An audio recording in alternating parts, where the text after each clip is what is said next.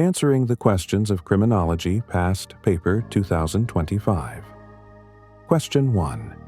Discuss the scope of criminology and its significance in Pakistani society. Answer: Criminology is the scientific study of crime, its causes, patterns, prevention, and impact on individuals and society. It draws from disciplines such as sociology, psychology, law, and political science. In Pakistan, where crime rates are influenced by poverty, political instability, ethnic tensions, and weak law enforcement, criminology has become increasingly relevant. It helps us understand not just who commits crime, but why, and how society should respond. Theoretical foundations. Criminological theories offer valuable insights into the causes of crime. Strain theory, developed by Robert Merton, suggests that when people are denied legitimate means to achieve societal goals, such as wealth or status, they may resort to crime. In Pakistan, high youth unemployment and income inequality, where over 40% of the population lives below the poverty line, make this theory particularly relevant. Social disorganization theory explains how weak social institutions in urban slums lead to increased crime. In cities like Karachi and Lahore, overcrowding, lack of education, and broken family systems often correlate with juvenile delinquency and drug use. Conflict theory, rooted in Marxist thought, views crime as a result of social and economic inequality. In Pakistan, white-collar crimes such as tax evasion, money laundering, and political corruption are often committed by the elite, while the poor face harsher punishment for petty offenses. This theory highlights systemic injustice in how laws are applied. Core areas in Pakistan. Pakistan faces diverse forms of criminal behavior. Violent crime. Over 10,000 homicides are reported annually, many linked to tribal disputes, terrorism, or domestic violence. Honor killings, in particular, remain a critical issue, with over 1,000 cases reported each year, mostly targeting women. Gender-based violence. According to the Pakistan Demographic and Health Survey, nearly 28% of women have experienced physical violence. Cultural taboos, weak legal enforcement, and societal stigma prevent many victims from seeking justice. Drug and human trafficking. As a transit country between Afghanistan and international markets, Pakistan faces rising drug abuse. UNODC estimates that around 6.7 million Pakistanis are drug-dependent.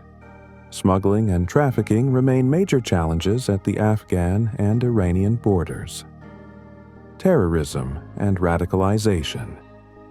Although terror attacks have decreased since military operations like Zarb-e-Azb, extremist ideologies still find ground in underdeveloped regions. Criminologists analyze these radicalization patterns to design de-radicalization programs. White-collar crime. Pakistan ranks 133 out of 180 on Transparency International's Corruption Perceptions Index.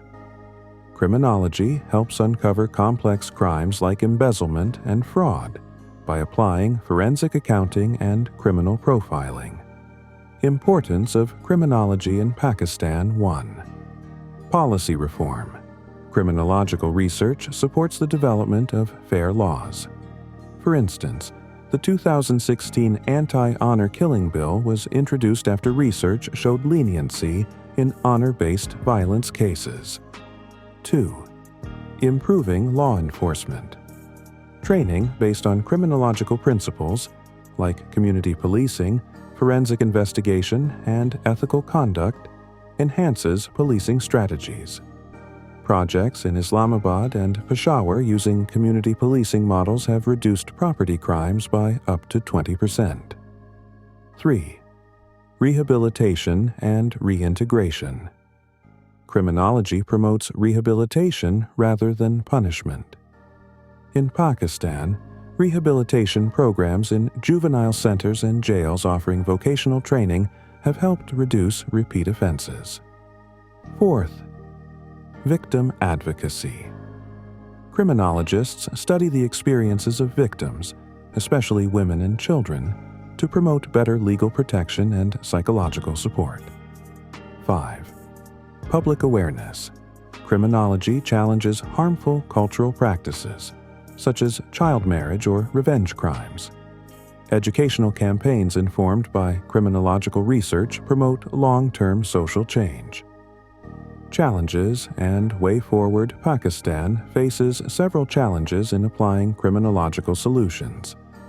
These include poor data collection, limited funding for research, and resistance from traditional power structures. However, the growing academic interest in criminology, seen in new university programs and research centers, is a positive step. In the future, stronger collaboration between criminologists, policymakers, and law enforcement agencies can help reduce crime and ensure justice. By understanding the root causes of criminal behavior, Pakistan can move towards a safer, more equitable society. Question 2. Explain R. K. Merton's strain theory. Critically elaborate its effects on youth and suggest remedies to overcome. Answer: Robert K. Merton's strain theory, developed in 1938, is a foundational concept in criminology. It explains how societal structures can pressure individuals, especially youth, into committing crimes. Merton argued that society promotes cultural goals, like wealth and success, but not everyone has equal access to the legitimate means to achieve them, such as education or employment. This discrepancy creates strain, particularly among disadvantaged youth, leading them to seek alternative, often deviant, paths. Merton identified 5 modes of adaptation to strain. 1. Conformity, accepting societal goals and using legal means to achieve them. 2. Innovation, accepting goals but using illegitimate means, like theft or drug dealing. 3. Ritualism, abandoning success goals but still following societal rules. 4. Retreatism, rejecting both goals and means, often seen in drug addicts or runaways. 5. Rebellion, rejecting existing goals and means and replacing them with new ones. In many countries, especially developing ones like Pakistan, youth face high unemployment and poor education. The World Bank, 2023 reports that Pakistan's youth unemployment rate is over 8%, with slums lacking access to skill development. This makes the innovation path attractive, leading to property crimes, gang involvement, and substance abuse. For example, Karachi's urban slums have high crime rates, with 45% of gang-related arrests involving youth aged 16 to 24. NFC, 2024. While Merton's theory explains much, it has limitations. It focuses mainly on economic goals and neglects emotional or social strains, such as bullying, abuse, or family conflict. Robert Agnew's general strain theory, 1992, expands on this by including a wider range of pressures that can lead to crime, like loss of a loved one or negative peer relationships. Agnew also highlights that not all strained individuals turn to crime. Emotional response and coping ability matter.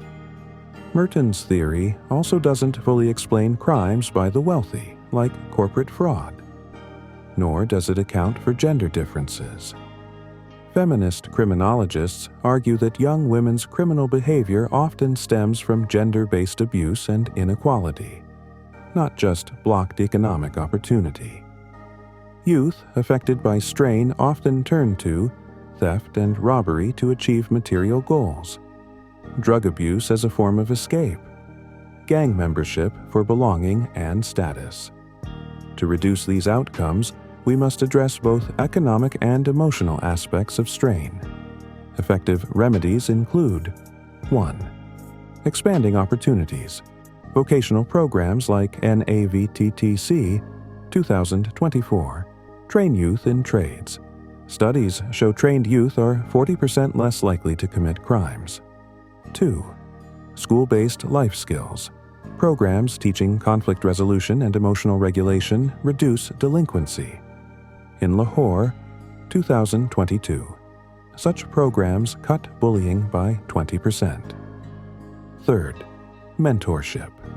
Connecting youth with positive role models, such as teachers or professionals, promotes legal success paths. 4th, community support. Youth centers in Karachi's Liari district that offer counseling and sports saw juvenile arrests drop by 18% from 2021 to 2023. Karachi Peace Initiative. 5. Mental health services. NGOs like Aman Foundation provide psychological support, reducing school dropout rates and emotional strain. In conclusion, Merton's strain theory reveals how societal pressure can lead youth into crime when legal opportunities are blocked. However, understanding crime requires a broader lens: emotional strain, gender dynamics, and social support systems. By investing in education, mental health, mentorship, and job training, society can help youth choose conformity over crime and build safer communities for all. Question 3. Explain juvenile delinquency. What are the socioeconomic, demographic, and environmental factors that lead to juvenile delinquency? Answer. Juvenile delinquency refers to illegal or antisocial behavior committed by individuals under the age of 18. This can include minor offenses like truancy or vandalism, to more serious crimes such as theft, assault, or drug-related offenses. According to the UNODC, approximately 1.7 million juveniles were apprehended globally in 2019. In Pakistan, juveniles account for nearly 25% of arrests in major cities like Karachi and Lahore. Socioeconomic factors. 1. Poverty and low income, strain theory, Agnew, 1992, explains that when basic needs aren't met, juveniles may turn to crime as a coping mechanism. In Pakistan, around 68% of juvenile offenders come from families below the poverty line. PBS, 2020. Poor neighborhoods also often lack quality schools, contributing to high dropout rates and increased risk of delinquency. 2. Unemployment and limited opportunities. Merton's strain theory, 1938, suggests when youths can't achieve success through legitimate means, they may resort to crime. In Karachi, unemployed youth aged 16 to 18 are twice as likely to commit theft. Sindh Youth Survey, 2022.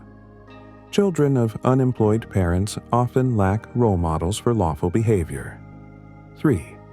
Family structure and supervision. According to social control theory, Hirschi, 1969, strong family bonds deter delinquency. Juveniles from single-parent homes or families with low parental education are at greater risk.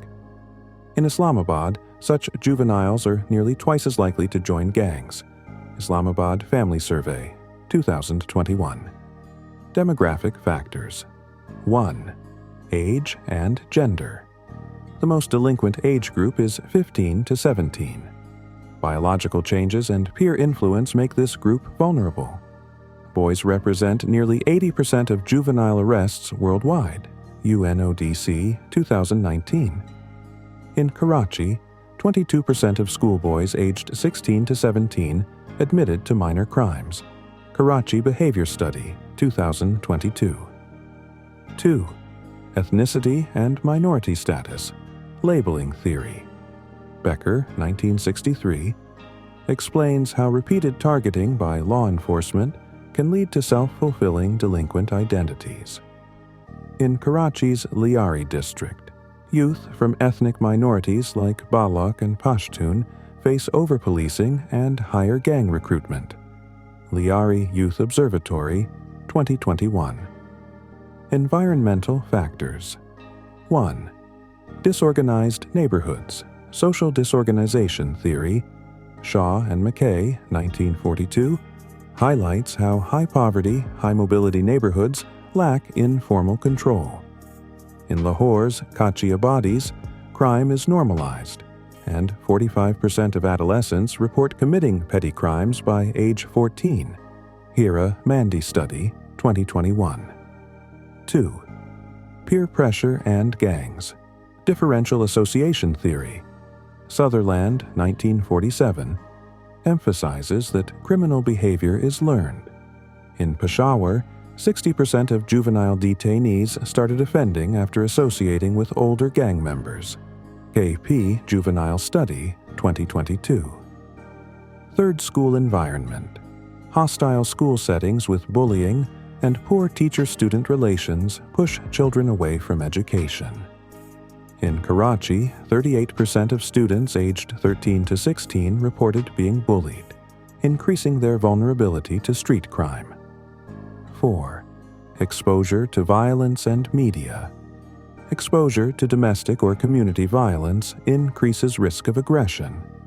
South Asian data shows that children exposed to family violence under age 12 are 2.5 times more likely to offend by age 16. Also, violent games and media desensitize youth. 28% of boys who frequently play shooting games admit to using aggression to solve problems. Digital Youth Study, 2023. Theoretical integration. Using an ecological model. Bronfenbrenner, 1979. Microsystem. Weak family bonds and negative peer influence lead to delinquency. Mesosystem. Lack of communication between parents and schools limits early intervention. Exosystem. Parental job stress affects supervision. Macrosystem.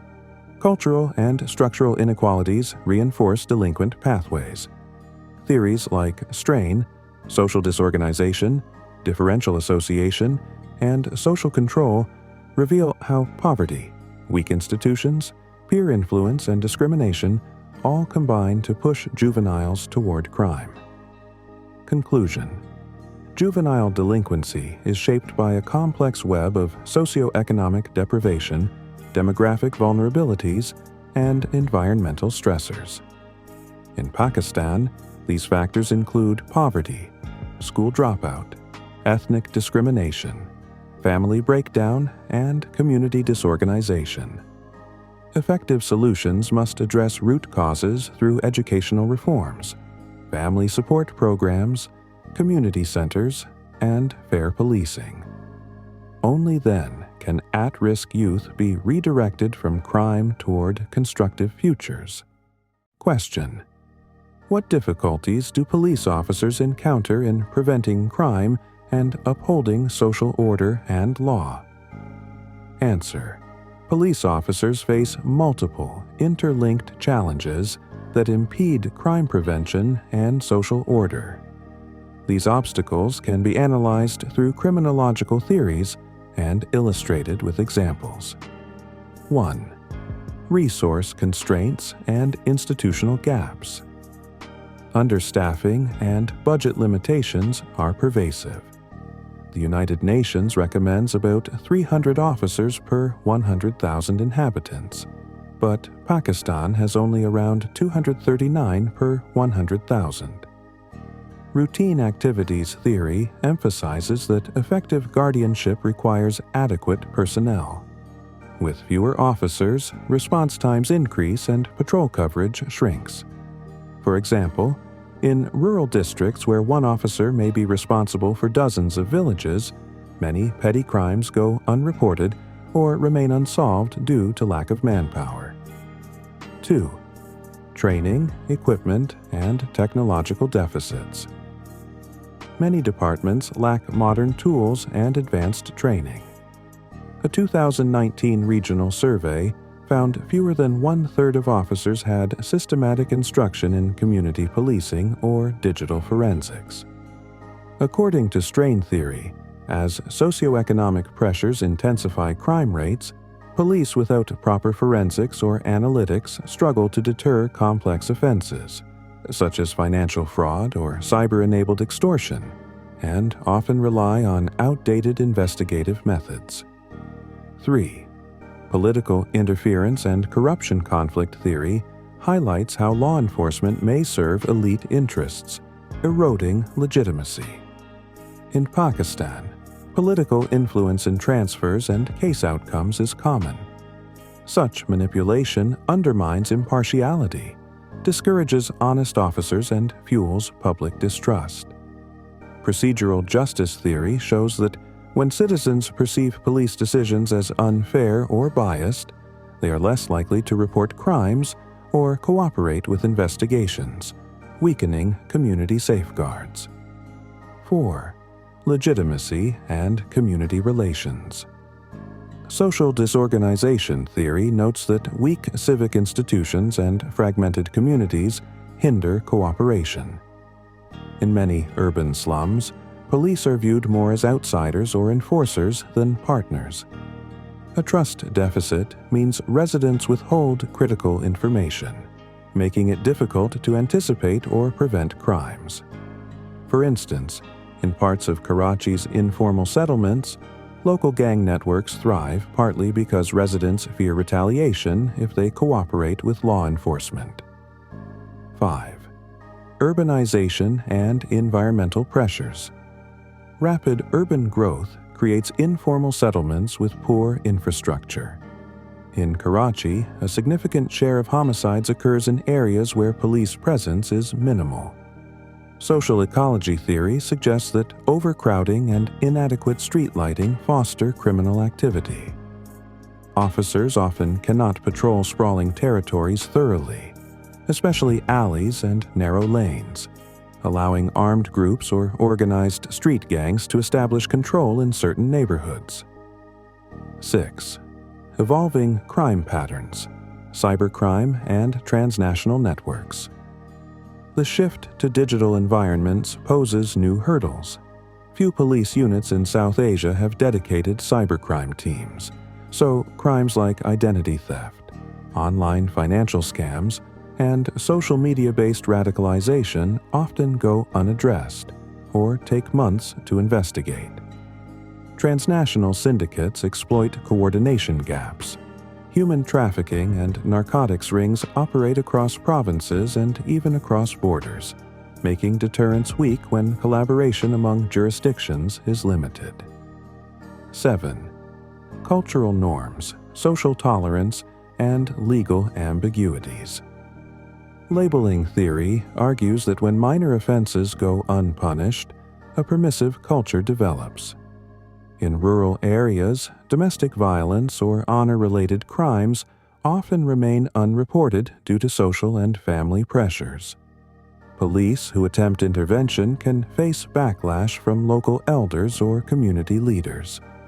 Vague legal definitions in some codes also leave officers unsure whether certain acts qualify as punishable offenses, discouraging proactive enforcement and emboldening potential offenders.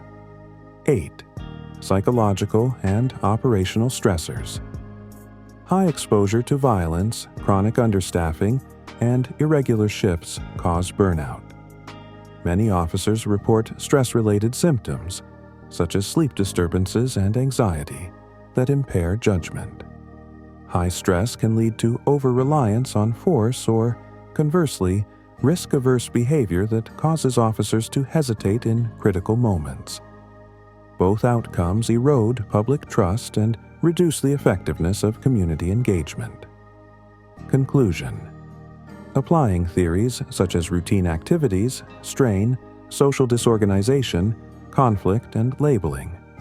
we see that resource scarcity, training gaps, political meddling, legitimacy deficits, urban pressures, digital crime, cultural barriers, and stress collectively stymie policing. Addressing these difficulties requires comprehensive reforms. Boosting budgets to meet recommended officer-to-population ratios, enhancing training in community-oriented methods and cyber forensics, ensuring operational autonomy. Question 5. Describe the following types of legal justice. 1 to 4. Answer: retributive justice. Retributive justice is rooted in the idea of just deserts, where punishment is proportionate to the offense. Philosophically, it draws on the classical school of criminology, which emphasizes rational choice and free will. Under this model, when a person commits a crime, society has the moral right to impose suffering upon the offender equal to the harm caused. For example, in many jurisdictions, murder may carry a life sentence or the death penalty. These sanctions are meant to satisfy the victim's right to vengeance and reaffirm societal norms. In the United States, retributive approaches dominate sentencing guidelines. A federal sentencing table assigns offense levels with corresponding minimum and maximum imprisonment terms. For instance, homicide often falls into level 43, with a guideline range of life imprisonment. Critics argue that pure retribution can perpetuate cycles of violence and fail to address underlying causes of crime, particularly in contexts where socioeconomic factors, such as poverty or lack of education, push individuals toward illegal behavior. Procedural justice. Procedural justice focuses on the fairness of the processes by which legal decisions are made, rather than the outcomes themselves. Tom Tyler's procedural justice theory posits that when people perceive authorities as impartial, transparent, and respectful, they are more likely to accept decisions, even unfavorable ones, and regard the legal system as legitimate. Key elements include voice, allowing the defendant to present their side; neutrality, decision-makers applying rules consistently; respect and trust in authorities. For example, in Pakistan, studies of lower courts indicate that litigants who report clear explanations from judges and opportunities to speak are more satisfied with verdicts, regardless of whether they win or lose. In a 2019 survey of 1,200 defendants in Punjab province, over 72% of respondents said they would abide by court orders in the future when they felt the judge treated them respectfully and explained the reasoning.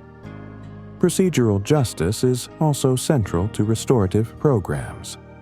When offenders and victims participate voluntarily in mediation sessions, the restorative process is perceived as procedurally fair, fostering compliance with any agreement reached.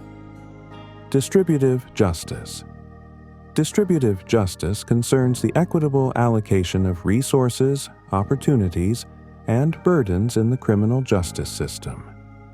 It asks whether police services, legal representation, and rehabilitation programs are distributed fairly across individuals and communities.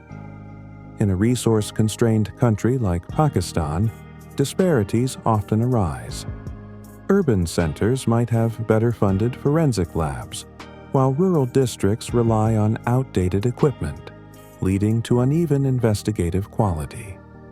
An example: according to a 2023 report by the Punjab Forensic Science Agency, only 35% of rural police stations had on-site crime labs, compared to 90% in Lahore.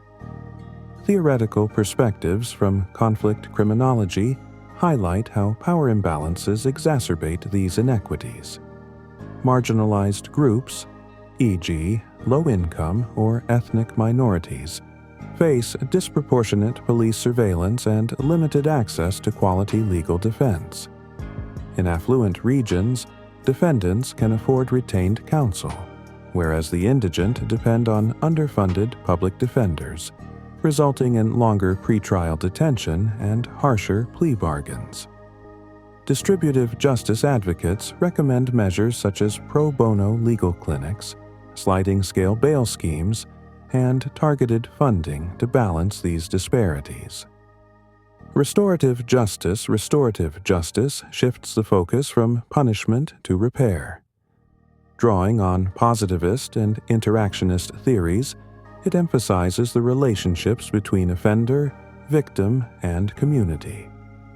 The goal is to address harm, encourage offender accountability, and reintegrate individuals into society. Core practices include victim-offender mediation, family group conferencing, and community service. For instance, a restorative justice pilot in Karachi's juvenile court, launched in 2022, diverted 150 nonviolent youth offenders into mediation circles where they heard directly from victims.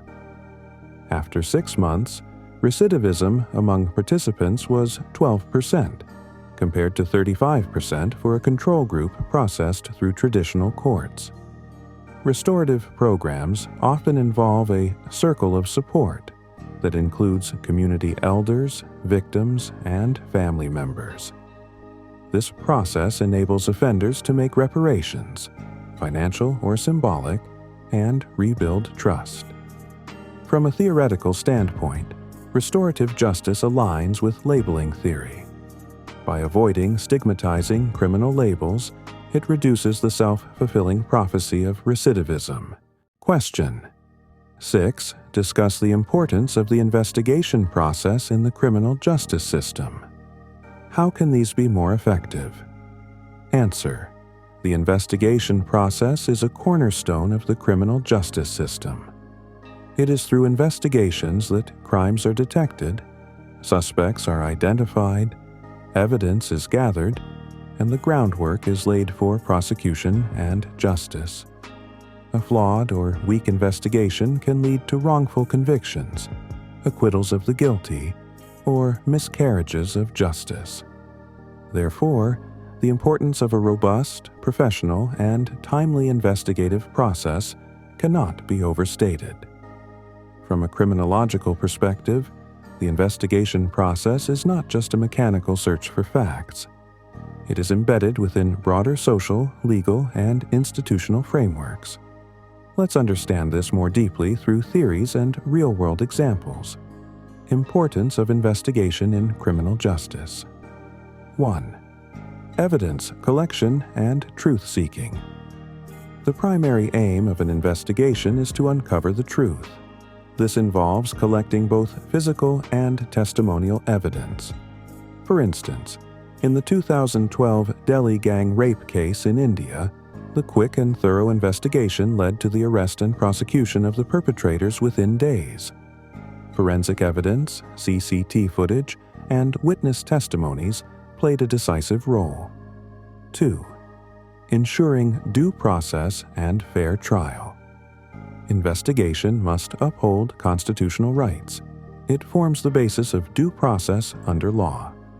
According to the United Nations Office on Drugs and Crime, UNODC, more than 50% of wrongful convictions globally are due to poor or flawed investigations. 3. Deterrence and public confidence. Effective investigations deter future crimes and instill public trust in law enforcement. In contrast, poorly handled cases, like the initial investigation into the murder of George Floyd in the United States, can result in public outrage, protests, and loss of faith in justice institutions. 4. Aid in crime prevention. Investigations help identify patterns in crimes. This aids in crime prevention. For example, intelligence-led policing, which relies on data analysis from investigations, has reduced gang-related crimes in areas of the UK by up to 30% over 5 years. Theoretical perspectives, rational choice theory. This theory assumes criminals weigh costs and benefits before committing crimes. If investigations are swift and lead to arrests, the perceived cost of committing crime increases, thereby acting as a deterrent. Routine activity theory. This theory posits that crimes occur when a motivated offender encounters a suitable target without effective guardianship. A strong investigative presence acts as that guardian, reducing opportunities for crime. Conflict theory. This Marxist-based theory highlights how unequal investigation practices may protect elites while criminalizing the poor. For example, white-collar crimes often go uninvestigated due to political influence, while petty crimes are rigorously prosecuted. Ensuring equal investigation standards addresses this imbalance. How can investigations be made more effective? 1. Capacity building and training. Many police departments, especially in developing countries like Pakistan, lack proper training. According to the Human Rights Commission of Pakistan, over 70% of investigators have not received modern forensic or cybercrime training. Regular training in forensic science, digital investigation, and legal procedures is essential. 2. Integration of technology. Use of AI, facial recognition, and data analytics can revolutionize investigations. In Dubai, smart police stations and AI-supported surveillance have helped reduce street crime by over 25% since 2019. 3. Establishing independent investigative bodies. To reduce political interference and bias, countries should establish autonomous investigation agencies. For instance, the UK's Independent Office for Police Conduct, IOPC, ensures investigations into police misconduct are fair and transparent. 4. Strengthening forensic infrastructure. Forensic delays can derail investigations. In India, a backlog of over 1 million cases in forensic labs causes significant delay in justice. Investment in labs and training of forensic experts is critical. 5. Community involvement and witness protection. Public cooperation is crucial, but in many cases, witnesses fear retaliation. Witness protection programs, as seen in the U.S. under the Witness Security Program, WITSEC, can improve witness cooperation and case outcomes. 6. Legal reforms. Legal frameworks must ensure investigators follow due process. Introducing accountability for false investigations and custodial torture can improve professionalism. Countries like Norway and the Netherlands emphasize rehabilitation and ethical investigations, leading to lower crime and reoffending rates. Question 7. Is radicalism present in Pakistani society? How does it escalate into terrorism? Answer. Yes, radicalism is present in Pakistani society, and in many cases, it has escalated into terrorism. Radicalism refers to the adoption of extreme political, religious, or ideological views that reject tolerance and demand drastic change. In Pakistan, its roots can be traced to historical, political, and socio-economic factors, and its transformation into terrorism can be explained through criminological theories. Evidence of radicalism in Pakistan. 1. Religious extremism. After General Zia-ul-Haq's Islamization in the 1980s, thousands of madrasas were established. Many were influenced by foreign funding and promoted sectarian ideologies. According to the International Crisis Group, over 30,000 madrasas exist in Pakistan, some preaching intolerance. 2. Political alienation. Many young Pakistanis feel disconnected from political processes. A Gallup Pakistan report, 2023, found over 60% of youth feel their voices don't matter. This vacuum is filled by radical groups offering identity and purpose. 3. Poverty and inequality. Unemployment and poverty make youth vulnerable. The Pakistan Bureau of Statistics reported 11% youth unemployment in 2023. Radical groups exploit this, offering financial support and ideological direction. 4th, ethnic grievances. In places like Balochistan and Khyber Pakhtunkhwa, ethnic marginalization has led to resentment. Militants like the Baloch Liberation Army, BLA, have turned radical nationalism into terrorism against state targets. How radicalism turns into terrorism. Not all radicals become terrorists, but under the right conditions, extreme beliefs turn into violent actions. 1. Ideological indoctrination. Radical groups use religious or political ideologies to convince individuals that violence is justified, or even necessary, to defend their beliefs. This often begins in unregulated madrasas, online forums, or extremist gatherings. 2nd, social influence and peer pressure. Radicalized individuals often operate in tight-knit groups where extreme views are reinforced.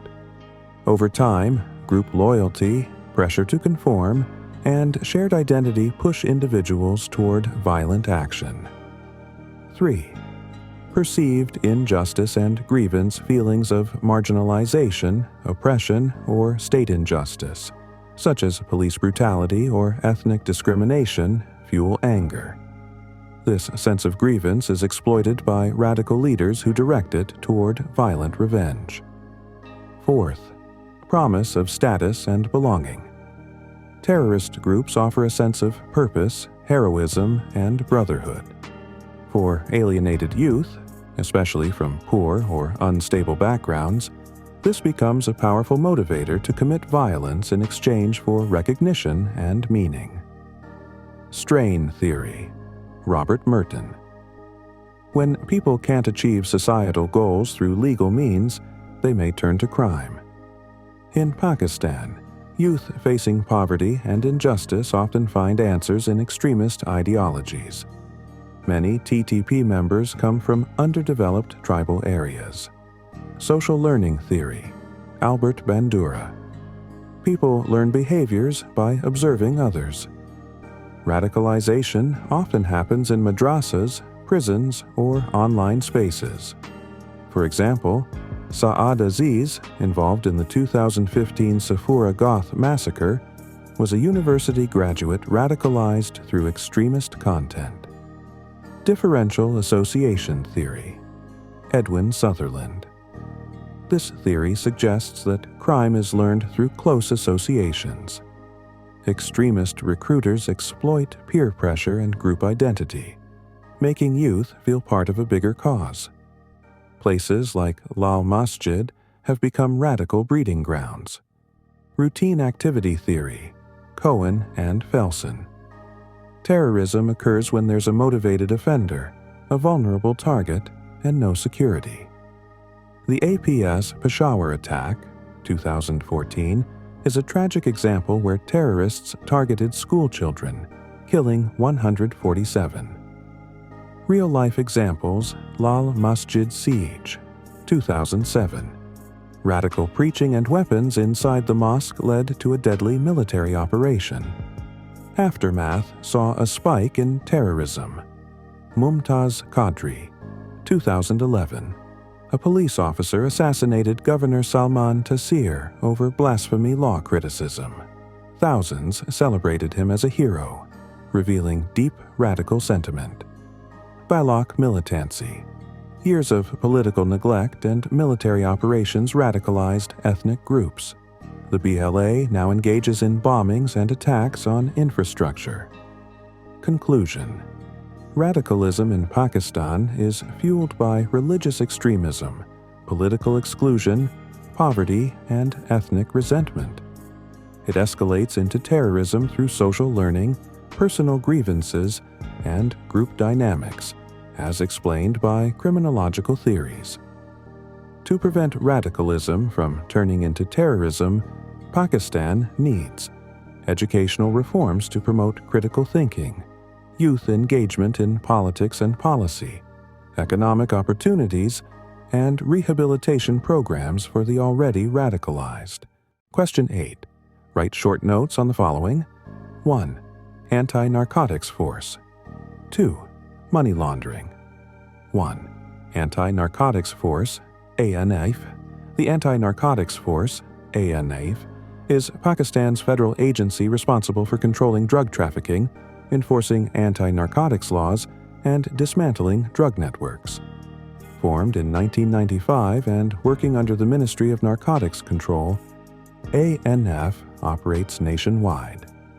Structure and role. ANF enforces the Control of Narcotic Substances Act, 1997. It works with police, customs, FIA, and international bodies like Interpol. Its core divisions include operations, intelligence, and legal units. Key achievements. In 2023, ANF seized around 42,500 kilograms of opiates, 3,200 kilograms of hashish, and 12 million precursor pills. In a major 2022 operation, ANF dismantled a Karachi-Baluchistan heroin network, smuggling 500 kilograms per month, with assets worth 350 million Pakistani rupees seized. Criminological theories applied rational choice theory. High-risk drug crimes may seem rational to poor individuals due to lack of legal income. Strain theory. Poverty in regions like Khyber Pakhtunkhwa leads youth toward drug smuggling as a survival strategy. Network theory. Drug syndicates adapt quickly. Removing one leader often creates room for others to take over. Challenges. Weak coordination between agencies. Inadequate control of precursor chemicals. Focus on supply, not demand. Ignores social causes of drug abuse. Recommendations integrate ANF with local police data. Strengthen community rehab programs. Tackle root causes like unemployment and lack of education. 2. Money laundering. Money laundering is the process of turning illegally gained money into legitimate assets. It involves 3 steps: placement, putting dirty money into the system; layering, hiding the source; and integration, re-entry as legal money. Global and local impact. UNODC estimates global laundering at 2 to 5% of GDP, up to $2 trillion. Pakistan laundered around $8 to $10 billion annually. FATF 2023, mostly from drugs, corruption, and human trafficking. Legal framework. Pakistan enforces the Anti-Money Laundering Act, 2010. The Financial Monitoring Unit, FMU, collects suspicious transaction reports, STRs. After being on the FATF Gray List in 2018, Pakistan improved laws but still struggles with prosecutions. Laundering methods and examples. Hawala, a 2022 ANFFMU raid, found a 2 billion Pakistani rupee Hawala network linked to Afghan drug profits. Trade-based laundering. A Karachi firm used inflated invoices to launder 500 million Pakistani rupees. Real estate. Properties in DHA and Gulberg are common laundering tools. In 2024, villas worth 450 million Pakistani rupees were seized in Lahore. Criminological theories applied conflict theory. Elites exploit weak systems to hide wealth, widening inequality. Routine activity theory. Laundering thrives when criminals face little risk due to poor oversight. Labeling. Theory. Weak enforcement lets white-collar offenders escape stigma and punishment. Challenges and solutions. Weak ownership tracking. Pakistan lacks a public registry of true company owners. poor institutional capacity. Banks lack trained AML staff. Limited international links. Stronger cooperation with UAE, Turkey, etc. is needed for asset recovery. Conclusion.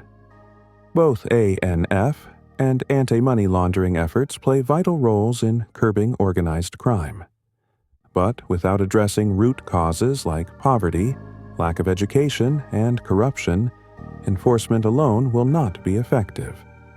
A balanced approach combining strong law enforcement, regional cooperation, and social reform is necessary to achieve real impact.